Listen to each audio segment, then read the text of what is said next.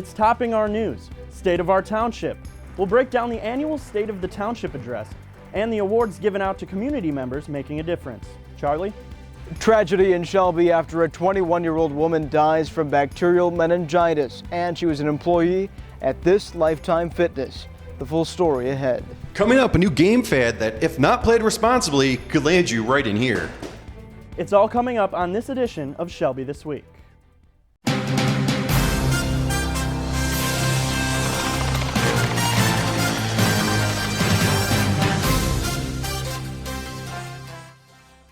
Shelby Township's mission statement is to meet and exceed the expectations of residents, and at the State of the Township address, officials feel that the mission is holding true. At the second annual event, Supervisor Stathakis recapped what's been discussed in the last few months. The police department is continuing to improve our public safety, and the new fire station is on track to be completed by the end of the year. We have, as a team, really done a great job coming together, and as you know, coming together is a beginning. And keeping together is a challenge, but you know what? We've done that too, and we've made progress. But working together, that is success. And that's what we've done here in Shelby Township. It was announced that the general fund is seeing a surplus of more than $700,000, and the police and fire funds are also seeing surpluses, which hasn't happened since 2002. Township officials say this is in large part to pension reform. The main message put across, though, was that the main goal for the township remains to be conservative with taxes, not raising them. In efforts to continue improving the quality of life, nothing new has been announced on the progress of the new community center, just that he hopes to figure plans out within the next several months. Plans for a splash park are also in the works. The newest announcements centered around honoring people in the community who make Shelby a better place to live, learn, play, and do business. The Shelby Township Lions Club was recognized as making Shelby a better place to live. Daniel Lehman from the Historical Committee was honored for making the community a better place to learn, and Joan Burgess from the Parks and Rec was awarded for making the township a better place to play. And finally, for making the community a better place to do business, Thomas Costello, Philip Rogeri, and Dan Stern from the Economic Development Advisory Committee were awarded. Trustee Paula Filer was recognized for her years of service. This is her last term in office after 16 years. You can watch the entire State of the Township address on Shelby TV and our website, shelbytv.org. By now, you've likely heard about the meningitis scare in Oakland and Macomb counties, and the efforts by health officials to examine anyone possibly exposed. This all happened after a young woman in Shelby Township contracted bacterial meningitis and landed in the hospital. She died 2 days later. Charlie Cadotto tells us about the young woman and how she's being remembered. Well, a very sad story. The 21-year-old woman worked at this Lifetime Fitness in Rochester Hills as a camp counselor, and health officials were originally worried that she may have been in contact with up to 200 kids, but luckily no reports of any other outbreaks. An online obituary remembers Christy Malter as a friendly, caring, compassionate person who loved helping others, especially children. The Central Michigan University student died Thursday at just 21 years old after being diagnosed with bacterial meningitis. This after health officials in Macomb and Oakland counties feared the illness possibly spreading. Luckily, they say, it has not. Friends tell me Christy loved her job at Lifetime Fitness, where she worked as a day camp counselor with more than 200 kids. Friends and family too shocked to talk on camera. At this point, health departments in both Macomb and Oakland counties continue their investigation, and they're providing a dose of antibiotics for anyone who may have been in contact with Malter. They say this serious illness can be passed with direct contact of bodily fluids, including saliva and nasal fluid. Health officials still want to urge anyone who may have been in contact with Malter to visit their doctor immediately. We've posted more information about bacterial meningitis on our website. Reporting for Shelby This Week, I'm Charlie Cadotto. A very tragic story. Thanks, Charlie. A 46-year-old man is in police custody after allegedly hitting 2 cars driving for more than a mile and then fleeing the scene. This happened on July 13th around 10:40 at night. Shelby police say the man was driving near 25 Mile in Shaner when he collided into 2 cars and kept going. He later crashed into a utility pole at 25 Mile in Hayes and fled the scene on foot. After a canine search, police were later able to arrest him at his home. They believe alcohol was a factor. Candidates for Congress took to the debate stage to share their concerns and solutions on issues affecting our district. Our Charlie Cadato joins us with an update on where the race for Candace Miller's seat stands, and I understand it's getting heated. Well, that's right. The race for Michigan's 10th congressional seat is one of the most competitive contests in the state. There's a lot on the line because the winner will likely be in this office for a long time. As we've told you before, 5 candidates are vying to fill Representative Candace Miller's seat after she announced she would step down and run for County Public Works Commissioner. The candidates are State Representative Anthony Forlini, businessman Paul Mitchell, State Senator Phil Pavlov, former Senator Alan Sanborn, and former Chief Mission Director of Air Force One, David Van Ash. One Democrat, Frank Accavetti, a former state rep, is also running. And just this week, the County Republican Party hosted a heated debate right here in Shelby Township. And believe it or not, the candidates found a lot of common ground, like their unanimous support for Donald Trump. We need to pull together. We're all in the same boat. It's pulling together, gang, and supporting Donald Trump, or you run the risk of having Hillary Clinton, and you better hide your guns, fans. Later on, the candidates ganged up on Paul Mitchell for spending millions of his own money and moving into the district to run for Congress. But Mitchell fired back. It's my money. It's not money I squeezed out of other people, out of PACs, various other people, that in fact I'll also be beholden to. It is my money to do with as I wish to deliver a message to the voters. And hats off to Paul Mitchell for being able to spend $6 or $7 million to get to Washington. That's not consistent with our district. That's not consistent with the people that we represent. But he certainly has that opportunity to do that. The candidates touched on issues from health care to immigration and race issues in America. You can watch the entire debate airing at various times on Shelby TV, and we've also posted a link to the entire program at shelbytv.org. Just click Election 2016. The Macomb County Treasury Department announces a decline of 30% in the number of tax foreclosed homes. In early March, the Keep Macomb Your Home campaign launched to inform taxpayers of the tax deadline and the help that can be provided through the Macomb Treasurer's Office. More than 360 taxpayers who otherwise would have lost their homes were able to receive financial counseling and set up a payment plan for their property taxes. County Treasurer Derek Miller says this is a product of a recovering economy, his hardworking staff, and the new initiative set to protect homeowners. The Shelby Township Treasurer's Office has made paying property taxes easier with the introduction of an automated pay-by-phone payment option. To use the new system, taxpayers simply call the toll-free number found below and follow a series of voice prompts to pay their property taxes. The tax bills went out on July 1st. They're payable without penalty through September 14th. But now you can simply dial an 800 number that we have set up, and you can take a tax bill, and all you need is your parcel number, and you can pay by credit card or debit card. Payments over phone are only accepted for the current tax year, and callers should have their bill on hand before calling. You may have been seeing kids walking the streets face down in their phone more often than normal the past few weeks. Our Dan Myers tells us about the fad that is making a return for the first time in 20 years. You've seen the players walking around your neighborhoods, streets, parks, and any other important places around Shelby Township. It's all due to that new craze, Pokémon Go. It has its pros and cons, and I'm going to tell you more about them. Before we get into the pros and cons, what exactly is Pokémon Go?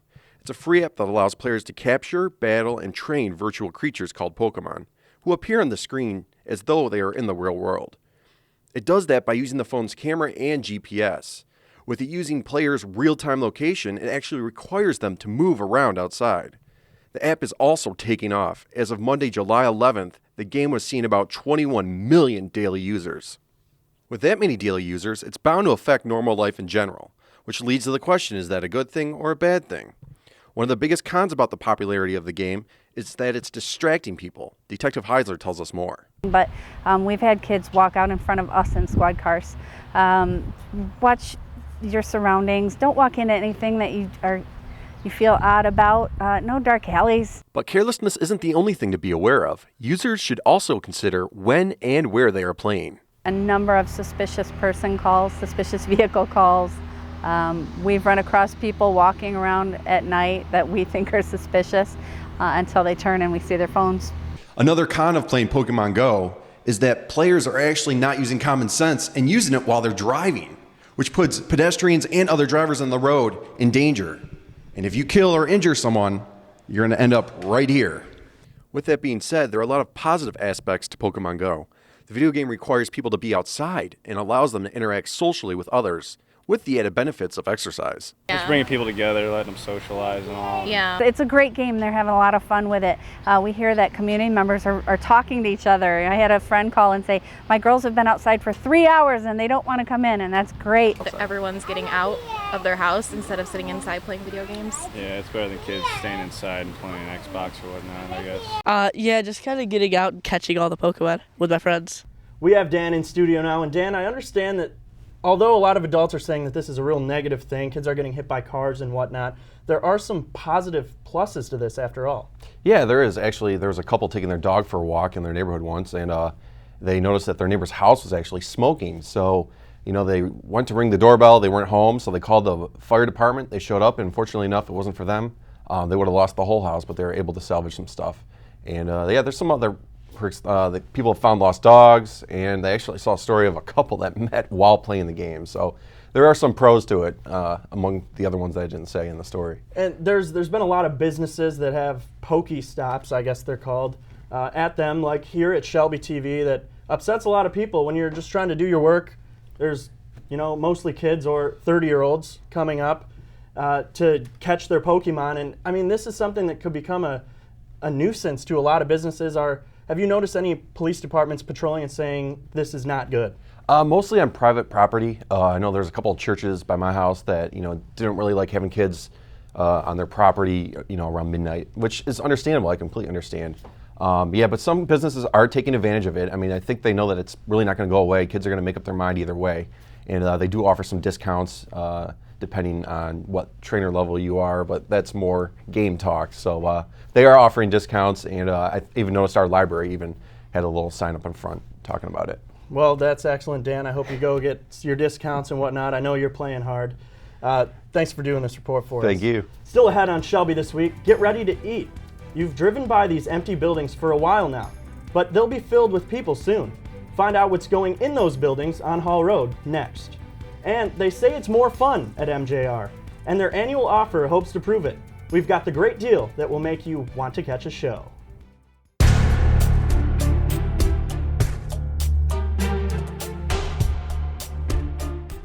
I would like to take a moment to share some fire safety tips for pet owners. Remember, your pet can be curious, and curiosity can definitely start a fire. Pets may bump into or knock over a variety of things, such as cooking equipment, lamps, candles. As a reminder, do not leave any of these items unattended with your pet alone in the room. Some pets like to chew. Please make sure that your pets don't chew on any electrical cords. If you do have a fire in your home, get out and stay out. Let the firefighters know when they get there that you have a pet inside your home.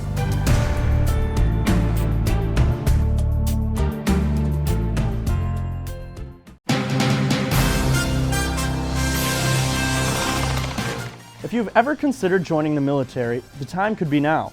Selfridge Air National Guard is hiring in munitions. We're with the munition system, so we build the ammunition for the aircrafts, and this is actually a build right now. What we do is we basically load them from that end. It's kind of like an assembly line. We get people on the front end, on the back end, everyone's assigned a job.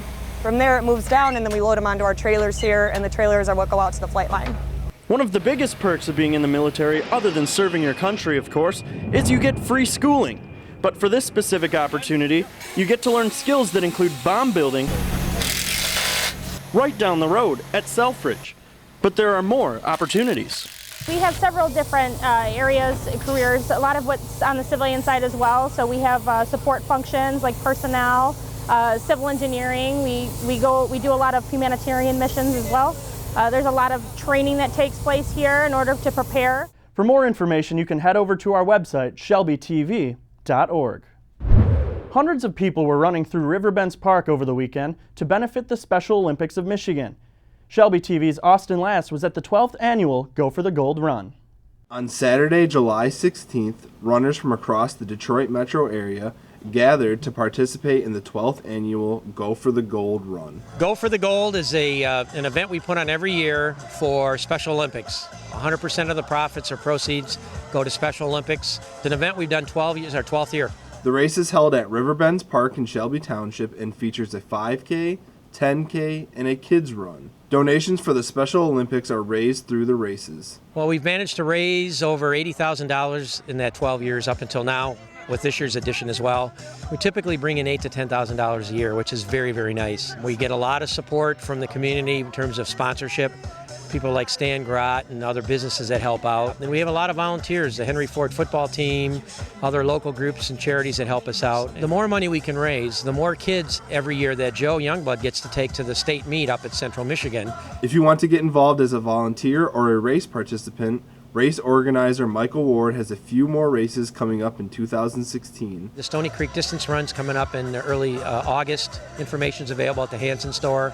Then, as many of you know, I do the early November, we'll be doing the annual Veterans Run. And then, of course, everybody knows about my infamous Jingle Bell Run on December 18th. That is a huge Christmas party atmosphere. It starts and finishes at the Senior Center. We raised over $11,000 that we donated last year from that. When asked about this year's turnout, Michael Ward seemed very pleased. We had a slow start to it, but the weather turned out phenomenal, and the numbers just took off in the last week. And I mean, they really took off. So when you're doing over 400, which is pretty much our base number, you're doing really good. Wonderful. Special thanks, by the way, go out to Shelby Township Parks and Rec and Joe Youngblood. They're one of the single biggest reasons why we can make this happen, with their help and support. Thanks to the volunteers, thanks to the sponsors, thanks to all the runners and walkers. It's a combination that make it work. Thank you all. For Shelby This Week, Austin Last reporting. 2 new restaurants are coming to a high-profile location in Macomb County. In Clinton Township, a national restaurant chain plans to locate in the former Lashish and Palm Palace facilities on Hall Road near Hayes. Township officials haven't been told which one, but a firm is interested in purchasing the property and may plan to demolish and build from scratch. And moving down Hall Road near the M53 freeway in Utica, Black Rock Steakhouse is coming. This will be in place of the old Champs Americana, which was replaced by Fajita Republic, both closing in 2014. Black Rock allows customers to choose to cook their own steaks on an Australian lava rock or have the staff cook it. This restaurant has 3 locations in the Detroit area and just 1 in Florida. Both restaurants are expected this fall. A family fun walk is helping make dreams come true for children, and you could be a part of that. The Rainbow Connections 2016 Walk for Kids will take place at Jimmy John's Field in Utica on Saturday, August 20th. The cost is $25, which includes a t-shirt, refreshments, and a ticket to the baseball game immediately following the walk. Proceeds will go to help children with life-threatening illnesses and to support services to their families. To register or donate to the cause, visit rainbowconnection.org. A bill that would ban fireworks in Macomb County is being proposed in the Michigan House of Representatives. You might remember Shelby TV was on the scene of a house that caught fire in the early morning on Mallard Court during the 4th of July holiday. Fire officials suspect fireworks were the cause. Because of situations like these, lawmakers want to repeal the Michigan Fireworks Safety Act of 2011. If passed, the bill would prohibit the sale, ignition, and discharge of all consumer fireworks. More than 26,000 supporters believe that fireworks take away their right to a peaceful home life and have also signed an online petition. The ban, proposed by Representative Jeff Farrington, would also take place in Oakland, Wayne, and Kent counties. A new study is highlighting the upside to 2 childhood habits that normally are seen as health problems. Thumb sucking and nail biting can interfere with alignment of teeth and increase the risk of harmful germs from fingers in their mouths. But New Zealand researchers say kids who do those two things may have a lower risk of developing allergies. They tracked 1,000 kids for more than 20 years. About 31% of those kids were thumb suckers and nail biters, and they all had a 30 to 40% lower risk of having allergies. Experts believe those bad habits might introduce more diverse bacteria to the body, boosting its defense against allergies. Who doesn't love a good deal, especially at the movie theater? Now the ticket prices are so high. MJR Digital Cinemas are bringing back its free Popcorn Tuesdays. All popcorn in all sizes will be free every Tuesday starting this week. All MJR theaters are participating, including the Digital Cinema 20 in Sterling Heights and Cinema 14 in Partridge Creek in Clinton Township. But you do have to buy a movie ticket to get the deal. The offer is good until Tuesday, August 23rd, so you better get a ticket to a summer blockbuster.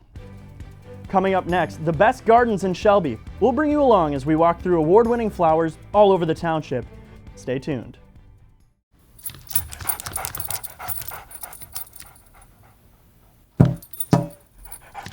There's a shelter pet who wants to meet you.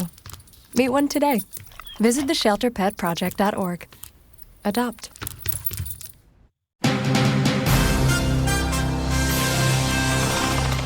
Summertime is prime time for gardening. Residents have been working on their gardens all season, and this past weekend they got to show them off at the Shelby Township Garden Walk put on by the Shelby Gardeners Club. Everyone is just so kind, and they love the gardens and the flowers just as much as I do, and that's what's nice, because you're getting the same people with the same mindset as you that appreciate the work and the effort and the beauty of the flowers in the garden.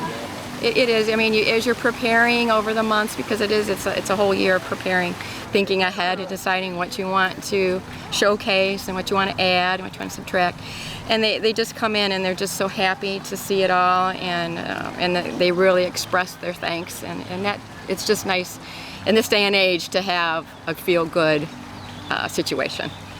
5 gardens plus heritage gardens were shown off at the walk and featured some very impressive work, from stone walkways to towering trees and anything in between. These gardens were nothing short of extraordinary. Pasta, performances, and a big Italian party. It doesn't get any better than the annual Festa Italiana held at Freedom Hill in Sterling Heights. We sent our Lebanese reporter, Charlie Cadotto, to get a taste of Italy. I may be Lebanese, but I'm feeling right at home here at Festa Italiana, one of the largest Italian festivals in the entire state. And thousands of Italian Americans from across Macomb County are here to celebrate their food, their music, their culture. And let me tell you, Italians sure know how to throw a party.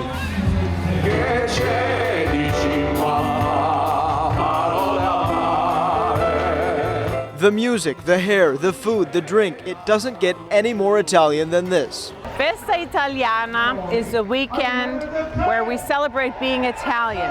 And there's no one more Italian in Macomb County than Sandra Tornberg. You're welcome here, and by the time you leave, you'll be Italian. Thousands of Italians and Italian wannabes stop by Festa Italiana every year.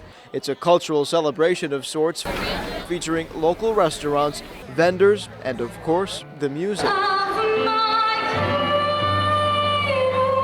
It's important for us to show our children and our grandchildren our music and our food and how we have fun with one another, and this is very important to pass down to the future generations. Future generations that the Italian American Cultural Society hopes will maintain a connection with their roots.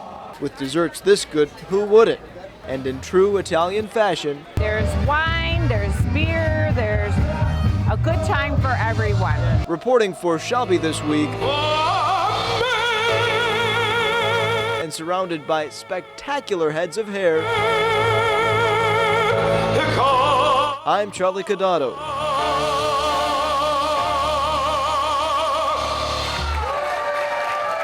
That does it for this edition of Shelby This Week. You can watch us online all the time on our website, shelbytv.org, or on Facebook. Just search Shelby TV. We'll leave you now with scenes from the annual Festa Italiana. Thanks for watching.